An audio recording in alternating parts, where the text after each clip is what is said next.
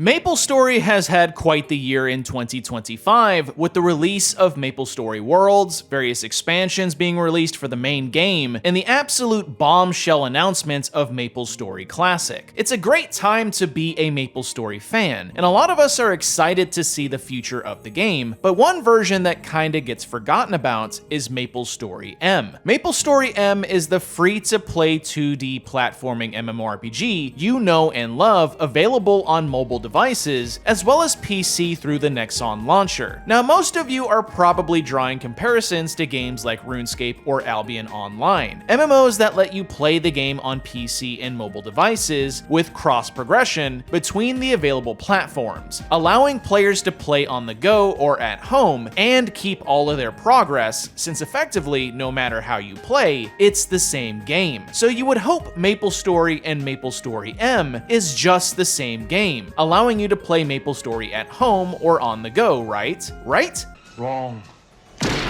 Sadly, MapleStory and MapleStory M are completely separate games. What? Unfortunately, some MMOs tend to have a trend where the main MMO on PC is a completely different game for some reason, instead of it being a platform that can be played in conjunction alongside the mobile version, which in my opinion is a huge missed opportunity to bring both types of populations into one game rather than keeping them separate. Regardless, MapleStory M is a completely separate game from the normal MapleStory game you can play on PC. So what's different in MapleStory M exactly? Honestly, not a whole lot. The game plays almost exactly the same way as normal MapleStory, barring some systems being slightly different and the controls being overhauled so it can be played on mobile devices. Some content is different, such as dungeons or available classes to play as, but on the surface, it is basically the same game. As a fan of MapleStory, I wanted to see if M would be just as fun, so I downloaded the game on my phone and PC and began playing. So is M worth checking out? Let's talk about it.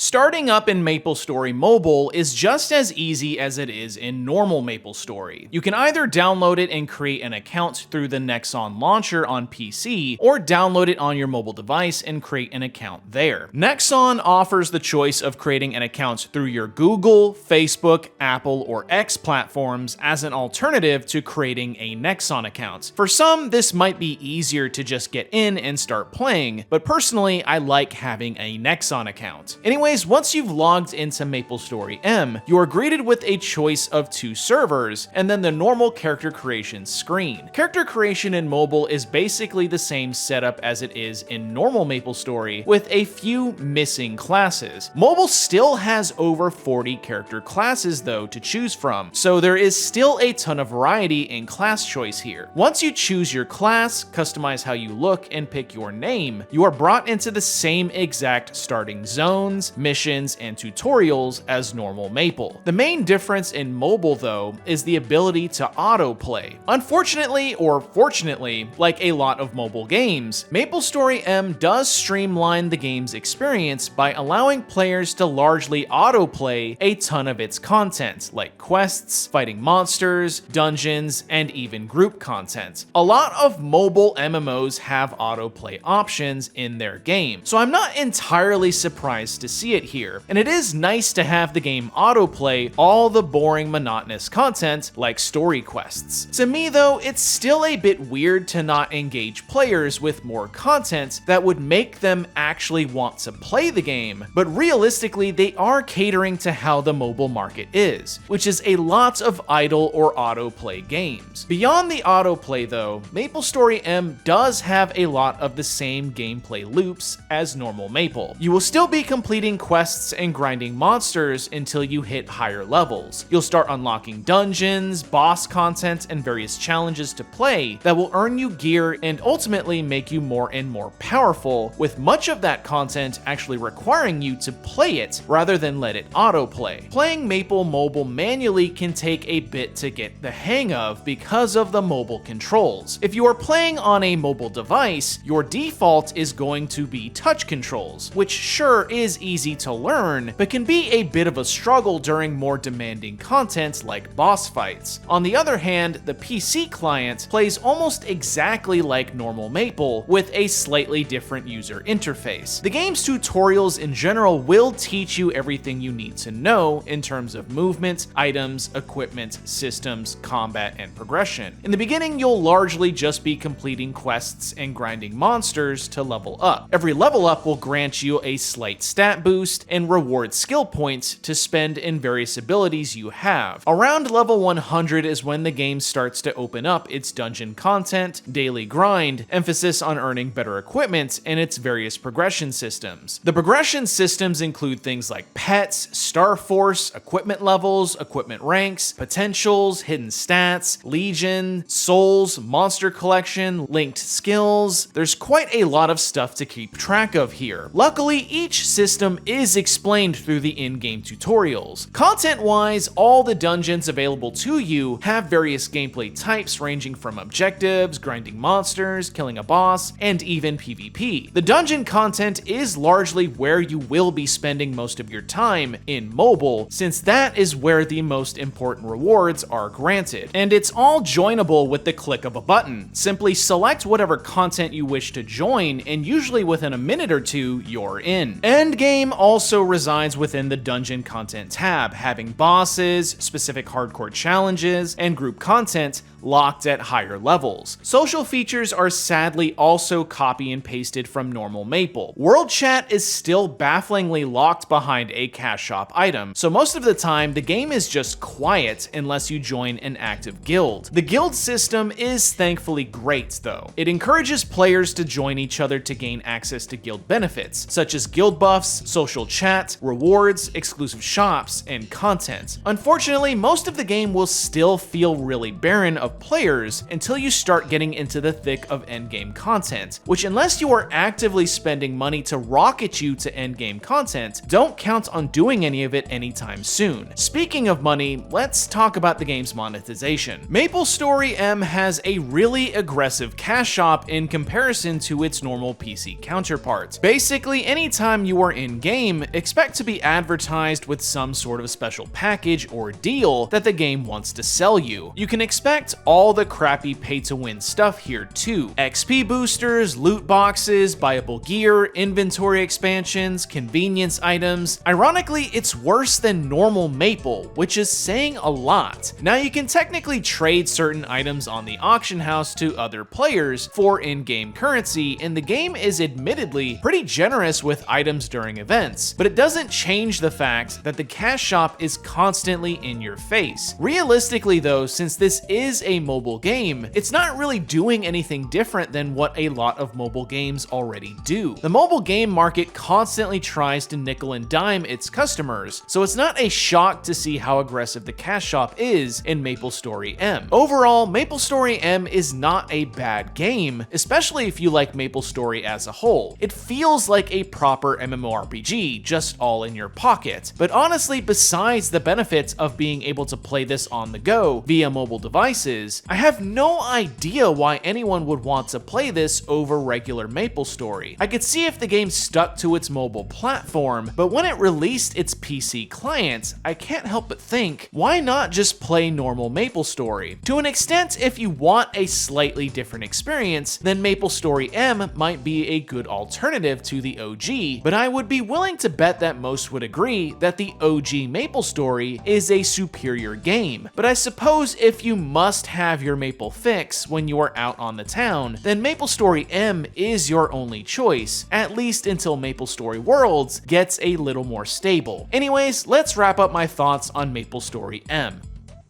If you are a fan of MapleStory and you are looking to play it on the go from your mobile device, then MapleStory M is the game for you. It's basically a full MapleStory MMO experience right at your fingertips, with a PC client available if you want to play it on your PC rather than mobile. Like normal MapleStory, mobile is completely free to play from top to bottom. You can play the game without spending a single dime if you want to, and experience everything the game has to offer. The game has quite a lot of content to experience, technically 20 years worth from MapleStory as a whole. Sure, it's all grindy, but MapleStory M will give you plenty of stuff to do that is constantly progressing your characters. Finally, it has a ton of variety in class choice, just like normal MapleStory. Mobile has even gotten exclusive timed class content apart from PC Maple. Unfortunately, MapleStory M suffers from a lot of the same issues that plague mobile MMORPGs. For one, the game is blatantly pay to win with its cash shop. You can literally buy gear and items that will help you tune your equipment to its best stats. It's even worse when the game is constantly advertising these microtransactions to you as you play. Like normal Maple, M also just has a really repetitive and boring quest grind that you have to slog through just to get to the more interesting content. It almost feels like the game should just start you at level 100 plus at this point, since it's not like it takes long to get there anyways, and once you get past the boring early leveling, the game opens up a lot more and gets frankly a lot more fun. The game generally feels a bit delayed in its controls, most likely due to the game just being on mobile devices. Moving your character, performing skills, or trying to platform genuinely just feels slightly delayed. You do get used to it as you play, but it can get a bit frustrating in harder content when the game wants you to start dodging boss attacks. Finally, MapleStory M has the same odd existence as other MMORPGs with mobile counterparts. It's a completely different game than normal MapleStory on PC. Mobile has its own systems and mechanics in some cases, but it's basically the same game. Not to mention, it has a PC client. So why is this not just normal MapleStory? It ultimately begs the question, why play MapleStory M over normal MapleStory? Normal MapleStory has a more refined, deeper gameplay experience than mobile does, so unless you really just need to play this from your mobile device when you aren't home, I can't imagine why anyone would want to play this over PC MapleStory.